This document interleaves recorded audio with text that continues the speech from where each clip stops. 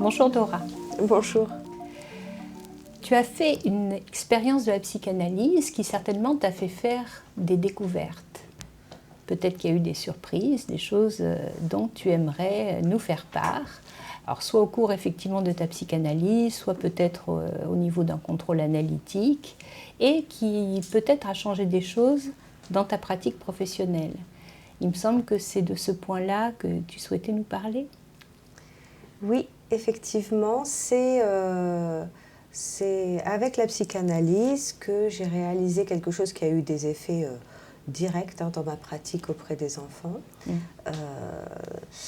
Et que j'ai découvert, par exemple, ce qu'était le fantasme, tel qu'il est perçu en psychanalyse freudienne, lacanienne en tout cas. La question du fantasme au niveau de la psychanalyse, c'est pas la même chose que le fantasme tel qu'on en parle couramment. Oui. Hein, Oui, c'est ça. C'est quoi le fantasme finalement? Dans le langage courant, le fantasme, c'est plutôt des rêveries érotiques, quelque chose comme ça. C'est vrai qu'en psychanalyse, on ne l'utilise pas de cette manière-là. C'est plutôt... il y a les fantasmes, des scénarios imaginaires où le sujet se place dans les scénarios d'une certaine manière par rapport à ce qu'il recherche, de satisfaction, voilà, et puis dans son lien à l'autre. Et puis il y a le fantasme fondamental qui est une espèce de phrase, on pourrait dire, qui vient définir un peu la place du sujet dans le langage et par rapport à ce qui pourrait être sa recherche, qui est quelque chose qui cadre la réalité, qui permet de donner une explication à la réalité. Il y a en psychanalyse Freud qui a écrit un texte donc très connu qui est « Un enfant est battu », qui est une phrase de fantasme fondamentale. Bon, et là on voit bien que ce n'est pas du tout la même phrase du fantasme du langage courant. Je parlais à une analyste de cette jeune femme qui, depuis toujours, avait occupé une fonction de protection. C'était toujours mise en place de protéger sa maman, qui elle-même avait été abandonnée dans l'enfance. Et cette petite fille, à l'époque, s'était fait placer à la DAS, donc, qui est l'ASE d'aujourd'hui. Et donc, elle avait toujours expliqué ça à sa fille, l'avait élevée depuis cette place-là aussi, elle. Et ça a été le drame de sa vie. C'était comme ça que ça s'était passé pour elle et c'était son histoire. Je raconte ça donc à une analyste qui me dit c'est son fantasme, en me parlant donc de la mère.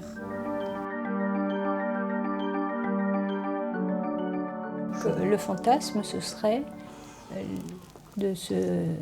cette lecture de l'abandon. De dire, j'ai été abandonnée par ma mère quand j'étais petite, dans la petite enfance. Alors je ne comprenais pas pourquoi elle me disait c'est son fantasme, comment de faits avérés, si graves, si importants, on vient en parler de quelque chose qui est plutôt le fantasme de l'ordre de la rêverie, de l'imaginaire. De l'imaginaire, comment on peut dire ça et pour moi, il y a quelque chose où cette histoire, on ne pouvait que la considérer comme immuable, figée. Alors, comment l'entendre, cette question de fantasme? Il y avait cette phrase que j'avais lue, que j'avais soulignée dans le séminaire 20, une phrase de Lacan, et qui disait, qui finissait comme ça: pour tout ce qui concerne l'être parlant, la réalité est comme ça, c'est-à-dire fantasmatique. D'accord. La réalité est fantasmatique. Bon, Alors je l'avais souligné, sans trop, en me disant que oui, mais sans trop savoir jusqu'au bout ce que ça voulait dire. Et finalement, cette jeune femme, elle a eu l'occasion de re-questionner sa mère sur cet abandon. Il s'avère que c'était lors d'un épisode de violence grave. La mère de la petite fille, donc, est partie pour ne pas mourir sous les coups. Elle a quitté le domicile, elle a fui. Quand elle est revenue, son conjoint, le mari, avait déclaré un abandon de domicile. Elle n'a pas pu revenir. Voilà, ça c'est la dure réalité que la mère a vécue. Et sa fille, ne la sachant pas, a bien dû trouver comment faire avec l'absence de sa mère et l'interpréter. Et c'est comme ça qu'elle a construit son fantasme de l'abandon. Et on est à la veille des années 50. Donc ça se passait comme ça à cette époque-là. Ça ne se serait pas du tout passé de la même manière à notre époque. Ça me tient à cœur l'idée d'une époque aussi, parce que vraiment je pense que la manière dont on considère les enfants, les femmes, les mamans, par exemple, enfin ça change tout quoi, dans la vie d'une famille. J'en reviens pas quoi, hein, qu'elle n'ait pas revu sa mère, cette femme, parce que à l'époque on protégeait pas les femmes qui étaient battues. Je trouve que toute la dimension finalement de l'histoire et du coup aussi du fantasme trouve un peu plus de sens. C'est-à-dire que cette petite fille s'est racontée comme ça ce qui s'est passé. C'est une histoire. Elle s'est racontée l'histoire du côté de l'abandon de la mère. Ça a été un point de vue avec les éléments qu'elle avait à ce moment-là pour se construire. Ça a été un point de vue orienté aussi par l'époque, par ce qui se dit autour d'un enfant, d'une famille. Et finalement, je trouve que en pensant comme ça, on se dit que pour cette jeune femme, par exemple, ça laisse du jeu. De se dire que ce n'est pas immuable, que ce n'est pas une vérité absolue, mais plutôt une histoire, ça laisse du jeu pour pouvoir un peu trouver comment se positionner par rapport à ça. Oui, tu avais l'idée que ça laissait du jeu au jeu, finalement. Ça laisse du jeu, oui, de jouer avec les mots, les éléments de l'espace, le jeu, oui, de plusieurs manières. Et le jeu JE, c'est ça que tu entendais? Oui, parce que finalement, l'effet a été immédiat dans ma pratique. C'est ça qui s'est passé. Une fois que j'ai compris que c'est effectivement du fantasme, ce qu'un parent peut raconter aussi, une histoire, l'effet a été immédiat parce que donc je travaille avec les enfants et c'est quotidien, ça. Dans les prises en charge d'enfants, dans la psychiatrie infanto-juvénile, d'avoir en tête qu'on peut soutenir un enfant dans le fait de se décoller de la place dans laquelle ils ont été mis.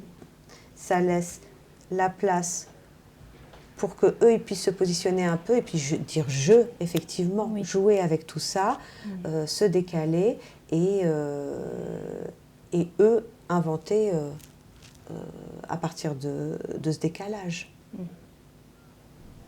Lorsqu'on est collé à une place, c'est difficile de subjectiver des choses. Que l'accent a été mis plutôt pour cette femme d'avoir été abandonnée par sa mère alors qu'elle aurait pu le raconter de plein d'autres manières différentes. Une fois qu'on a compris ça, pour les enfants, on peut aussi se dire qu'on a du jeu justement dans là où ils se retrouvent au moment où ils arrivent dans le bureau complètement écrasés par ce qui leur arrive.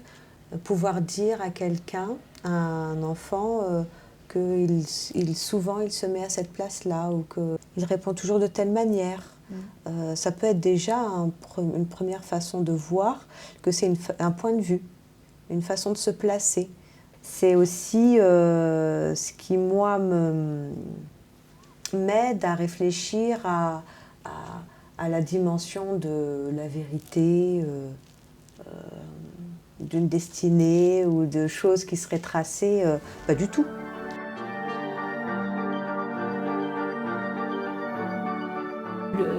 L'expérience de la psychanalyse, finalement, oriente vers une écoute particulière. Oui, une lecture plutôt fantasmatique, c'est-à-dire non pas guidée par la réalité ou les faits, mais plutôt par la manière dont on se la raconte. Et ça, il faut la raconter, il faut utiliser soi-même des mots et il faut bien en faire quelque chose de cette réalité. Et effectivement, pour tout par l'être, donc, on perçoit avec des mots comme ça ce qui arrive et il faut bien se positionner.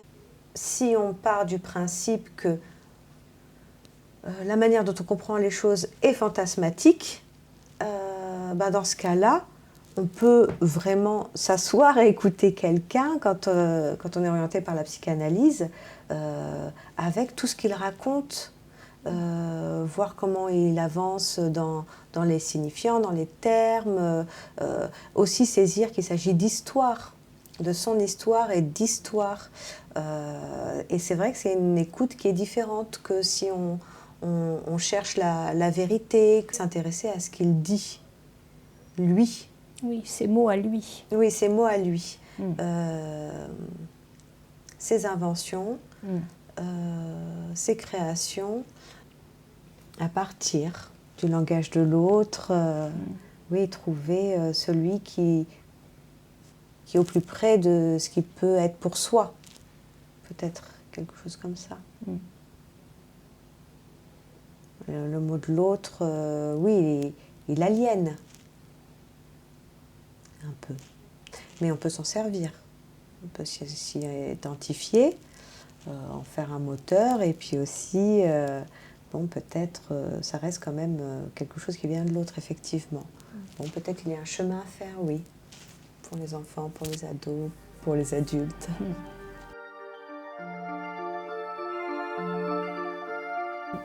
Ça me fait penser, Freud, quand il a écouté le petit Hans, qui n'avait même pas 5 ans, au fond, il avait envie que le père du petit Hans, puisque ça se passait par l'intermédiaire du père, note vraiment précisément voilà, les mots qu'employait l'enfant.